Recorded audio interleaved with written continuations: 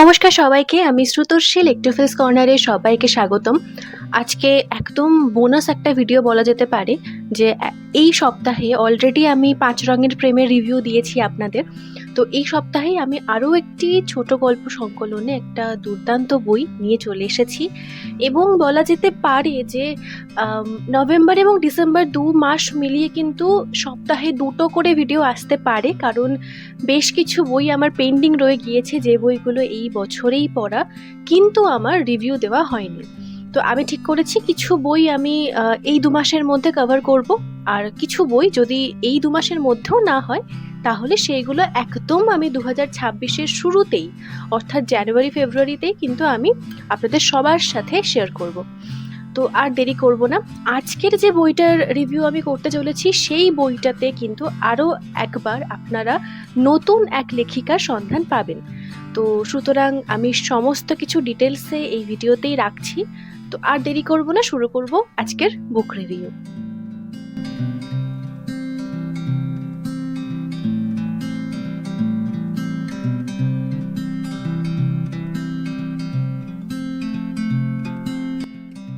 তো আজকে আমি যে বইটা রিভিউ করতে চলেছি সেটি হচ্ছে সব চরিত্র কাল্পনিক নয়।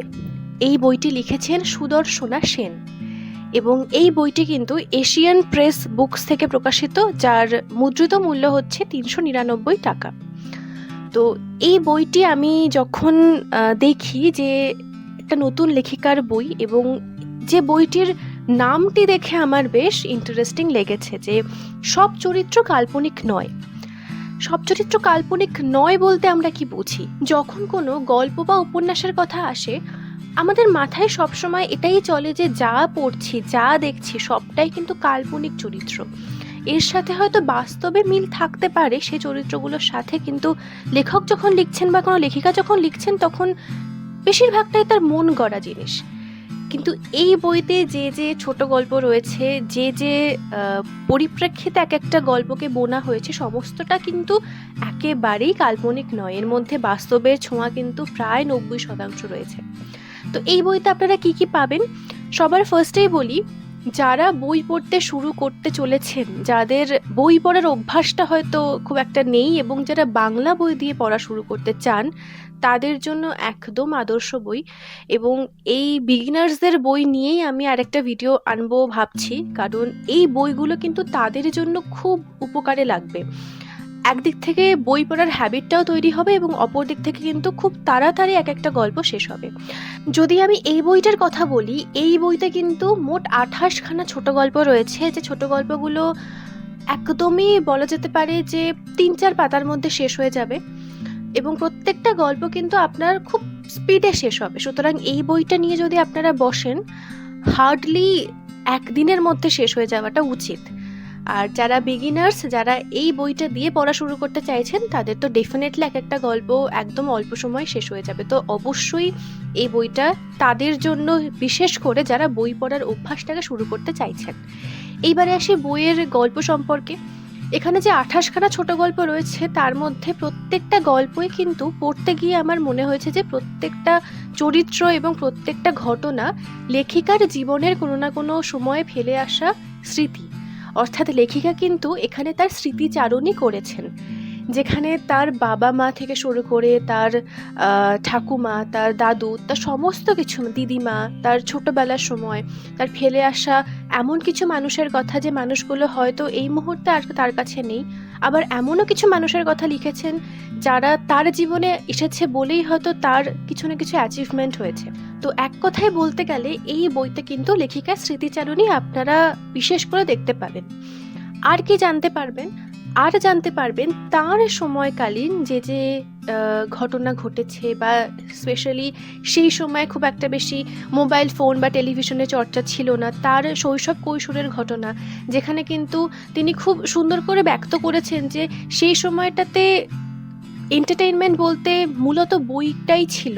তো উনি ছোট থেকেই তার বই পড়ার অভ্যাস এবং তার এক বান্ধবী, যার নাম হচ্ছে শ্যামা, সেও ভীষণ বই পড়তে পছন্দ করতো এবং তার বান্ধবীর সাথে তার একেবারে কি বলবো, মানে সোলমেট যাকে বলা যায় বা সোল ফ্রেন্ড যাকে বলা যায় তা হওয়া সত্ত্বেও তার বান্ধবী কিন্তু তাকে তার বই ছুঁতে দিত না। তো এরকম বেশ কিছু খুনসুটি, কিছু ভালো লাগা, ভালো মুহূর্ত এবং এমনও কিছু ঘটনা তিনি লিখেছেন যেগুলো পড়লে সত্যিই কষ্ট হয়। ইঁদুরছানা বলে একটি গল্প রয়েছে এখানে, যে ইঁদুরছানাটা এত মিষ্টি, মানে এখানে এক ছোট্ট বাচ্চার কথা বলা হয়েছে, যেটি হচ্ছে তার ভাই। তো তার ভাই যখন প্রথমবার বাড়িতে আসে, একদম ইঁদুরছানার মতো একদম ছোট্ট একটা বাচ্চা তার হাতে দেওয়া হয়।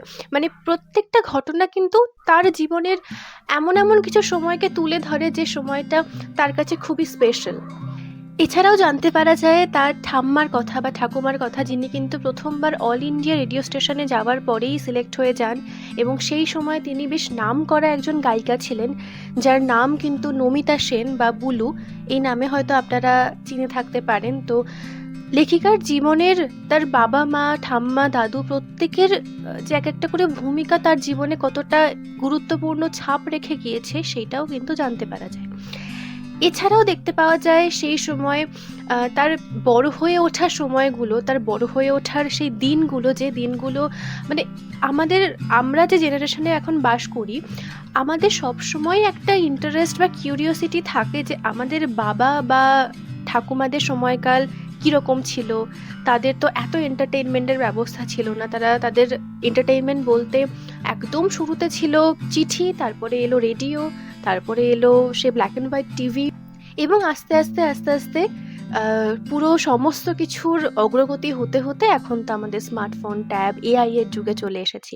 তো সেই সময়টা কীরকম ছিল সেইটা কিন্তু চোখের সামনে স্পষ্ট করে ফুটে ওঠে এই বইতে। সুতরাং সব চরিত্র কাল্পনিক নয়, যেখানে কিন্তু সেই চরিত্রগুলোকেই আমরা দেখতে পাই, যে চরিত্রগুলো বর্তমানে একটা বিশেষ ছাপ রেখে গিয়েছেন লেখিকার কাছে, এবং যে চরিত্রগুলোর মধ্যে কিছু চরিত্র এখনও রয়েছে, যে চরিত্রগুলো তার জীবনের একটা উল্লেখযোগ্য ভূমিকা পালন করে। তার পাশাপাশি লেখিকার মানসিকতা বা তার চিন্তাধারা সম্পর্কেও জানতে পারা যায়, যে তিনি কিভাবে এক একটা কঠিন মুহূর্তকে দেখে এসেছেন বা কিভাবে মোকাবিলা করতে পেরেছেন। এবং প্রথম বই বৃষ্টি দিয়ে শুরু হয়েছে। বৃষ্টিটা আমি বৃষ্টির সময় পড়ছিলাম, তো বেশ ভালো লাগছিল। সেই সময়টা পড়তে গিয়ে এটা বুঝতে পারলাম যে আমাদের মতোই যেন উনিও কোথাও না কোথাও এই বয়সে এসেও হারিয়ে যান লেখকের কলমে, কিংবা এত কর্মব্যস্ত জীবনের থেকেও উনিও একটু ছুটি পেয়ে কোথাও না কোথাও তার স্মৃতিচারণে তিনি ডুবে যান, এবং তার পাশাপাশি গানে, গল্পে, ছাপার কালির অক্ষরে তিনি নিজেকে খুঁজে পান।